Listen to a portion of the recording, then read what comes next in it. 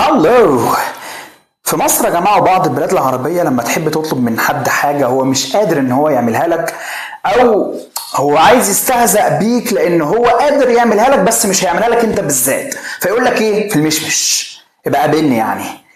في امريكا بقى لما تحب تطلب من حاجه ويجي يقول لك في المشمش، بدل ما يقول لك نو واي، وهي جمله مستخدمه جدا جدا اللي هو مستحيل يعني، نو واي جمله مستخدمه جدا جدا، لا لازم بقى هو يفتكس لك ويهبد لك ويفتي لك فيها ويقول لك ايه بقى؟ ركز معايا كده.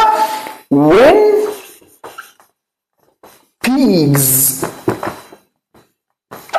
fly، اللي هي في المشمش يعني، بس هنا ايه بقى الترجمه الحرفيه بتاعتها ايه؟ عندما تطير الخنازير. لما تطير الخنازير ان شاء الله هبقى اعمل لك ايه بقى اللي انت نفسك فيه. السؤال بقى هنا، اشمعنى الخنازير هي عالم يا مخنزره؟ مفيش بقى حيوانات تانية ما بتطيرش فهنستخدمهم في الجمله وهيدوا نفس المعنى؟ في طبعا.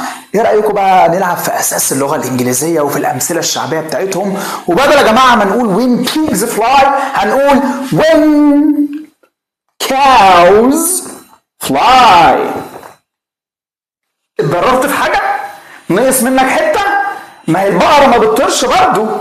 السلام عليكم.